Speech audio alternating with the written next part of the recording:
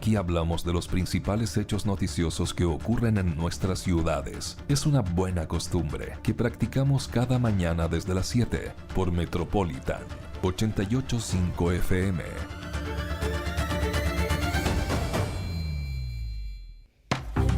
Bueno, vamos rápidamente a establecer comunicación con el académico de la Universidad del Desarrollo, John Enríquez, quien nuevamente está con nosotros. John, ¿qué tal? ¿Cómo te va? Buenos días. Muy buenos días, John.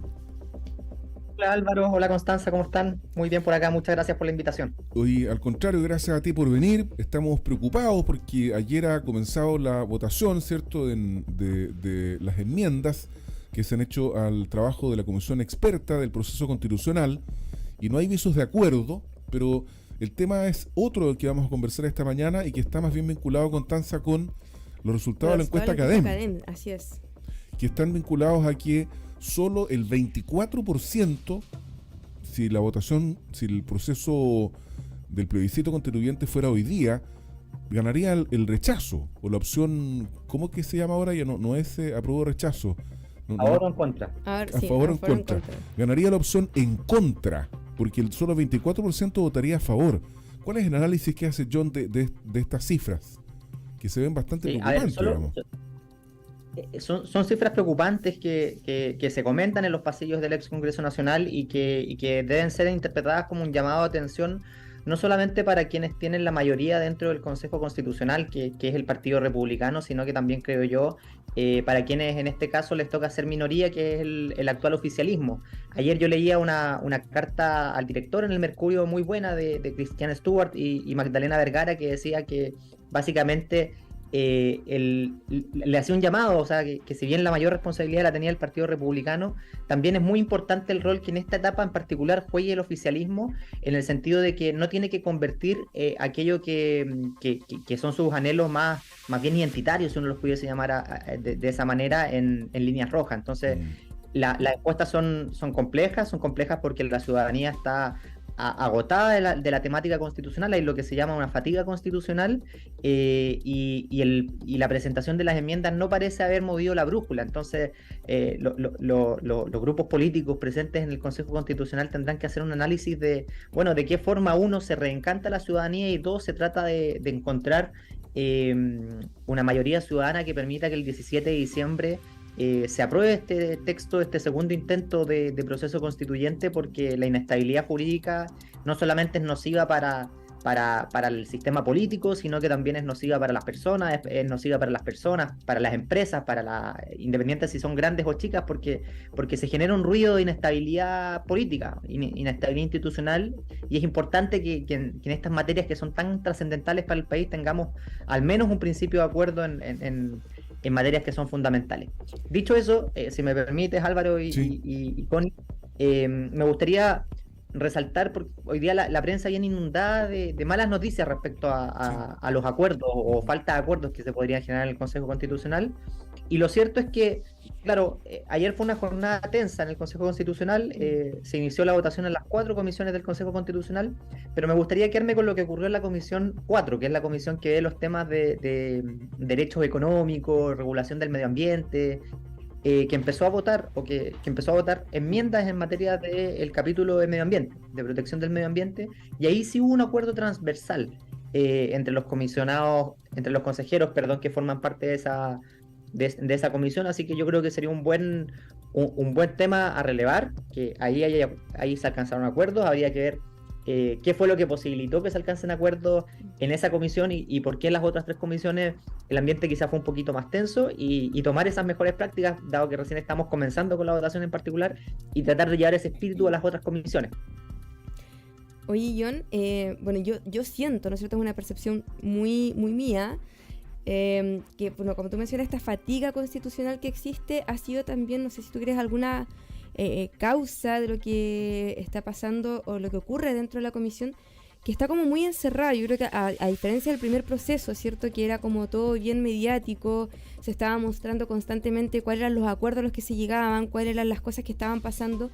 Ahora hay poca información para la ciudadanía respecto a qué es lo que está pasando con el nuevo documento, y a partir de lo mismo siento que hay una predisposición negativa hacia aprobar este texto, porque hay muchas personas que yo he escuchado que dicen yo no voy a aprobar o voy a rechazarlo, ¿cierto? Pero sin tener mucho conocimiento de cuál es el documento final. Entonces, no sé qué piensas. Que no hay tú. todavía. Claro, sin conocerlo. Entonces digo, oye, pero primero hay que leerlo o saber qué es lo que dice para saber si nos gusta o no nos gusta, si estamos de acuerdo o no estamos de acuerdo. Pero ya hay mucha gente que quizás por esta fatiga constitucional, como dices tú, ya tiene esta predisposición negativa hacia el documento final. Estoy 100% de acuerdo contigo, Constanza, en que todos nosotros tenemos que hacer el ejercicio de si vamos a votar a favor o en contra una vez que tengamos el anteproyecto en nuestras manos, una vez que conozcamos las disposiciones finales que quedan en el anteproyecto. ¿Y por qué? Porque lo que se aprueba en la comisión respectiva no necesariamente se va a integrar al anteproyecto, porque falta el pleno del Consejo Constitucional también, y recordemos que hay un quórum de 3/5 ahí. Y también eventualmente pueden haber una comisión mixta donde los comisionados expertos formulen observaciones a las normas emanadas del Consejo Constitucional, y estoy 100% de acuerdo contigo en eso.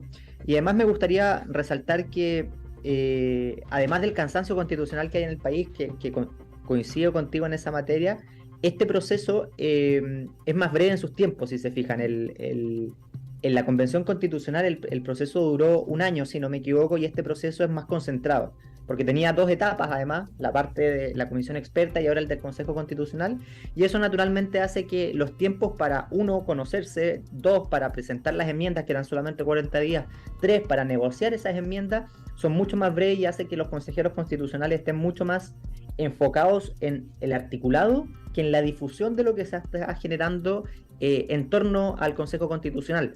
Y obviamente el día tiene 24 horas del día, cada día tiene 24 horas y los consejeros tienen que ponderar, bueno, ¿cuánto de ese tiempo lo ocupo para socializar las enmiendas que estoy presentando con mis votantes o con la ciudadanía? ¿Cuánto de ese tiempo dedico para encontrar acuerdos que sean lo más amplios posibles?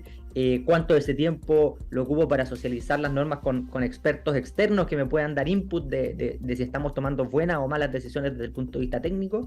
Y el tiempo avanza a contrarreloj, y en paralelo pasan otras cosas también en el país que desvían la atención de los medios de comunicación. Así que es súper bueno lo que están haciendo ustedes de darse un ratito para discutir cómo va avanzando el proyecto, porque uno tiene que juzgar al contenido del anteproyecto por su contenido, y además de las formas de cómo se lleva el proceso, que sin duda creo que es mucho mejor que el proceso anterior, es mucho más respetuoso y cordial. Oye, sí, bueno, es que en el proceso anterior, lamentablemente, ¿cierto? Que también se discutió harto, vimos muchas escenas o muchos momentos en que fueron de a poquito como menoscabando el trabajo que se estaba haciendo.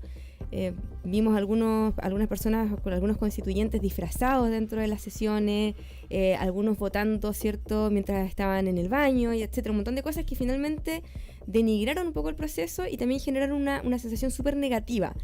Y quizás también eso mismo ahora ha hecho que el proceso esté como más cerrado, siento yo. Yo la verdad es que, o quizás también es falta de información mía, que no he visto qué es lo que está pasando.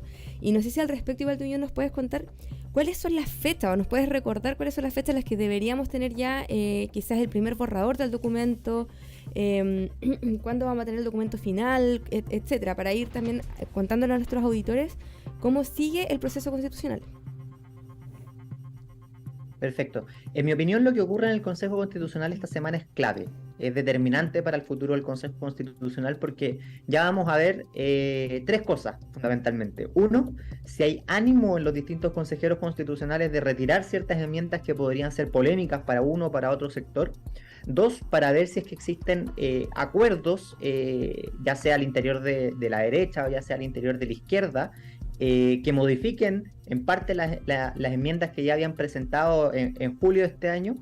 3, el resultado final de esas enmiendas, es decir, si se materializan en el anteproyecto constitucional o no. Y eso se va a definir fundamentalmente esta semana. En el Pleno pueden ocurrir algunas modificaciones, pero me da la sensación de que la intensidad de las modificaciones en el Pleno debiese ser menor. Así que a lo que se puede acordar y lo que no se puede acordar esta semana es clave. Entonces, esta semana se van a estar votando las enmiendas en las comisiones, se está trabajando intensamente por parte de todos los sectores políticos en alcanzar enmiendas de unidad de propósito que conciten un acuerdo lo más amplio posible, y después vienen las votaciones en el Pleno. agotadas las votaciones en el Pleno, eventualmente la comisión experta puede formular observaciones y ya alrededor de la primera semana de noviembre el trabajo del Consejo Constitucional va a ir finalizando y se le va a entregar el anteproyecto al presidente de la República, quien va a convocar el plebiscito al cual nosotros tenemos que asistir, porque es con voto obligatorio el 17 de diciembre de este año. Esos son los pasos a seguir.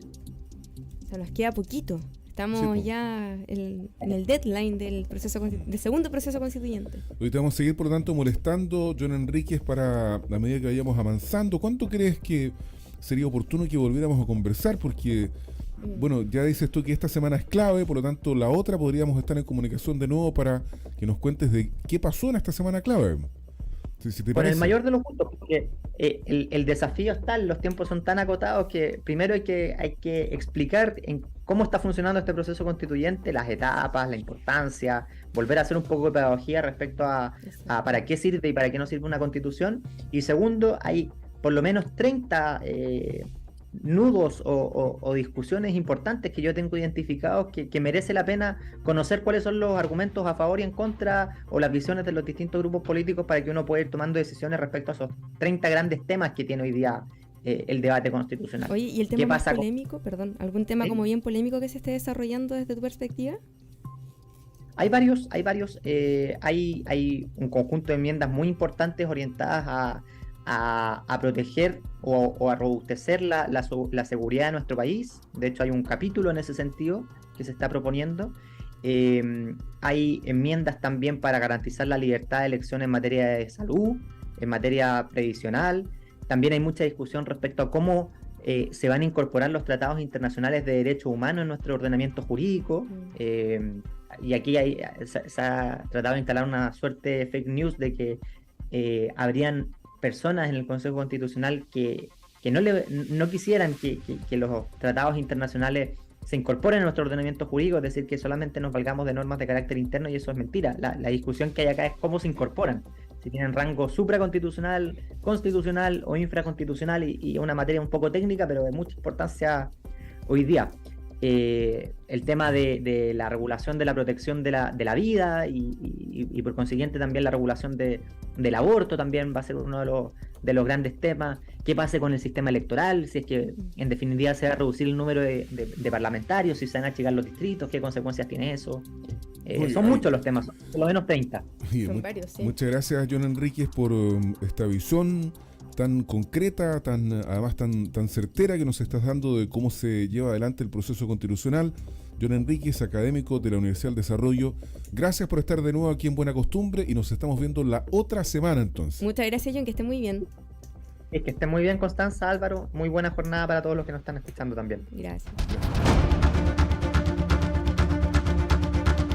Las voces de Buena Costumbre hablan desde el Biobío y son de Constanza Escobar y Álvaro Migueles. Confiar es buena costumbre.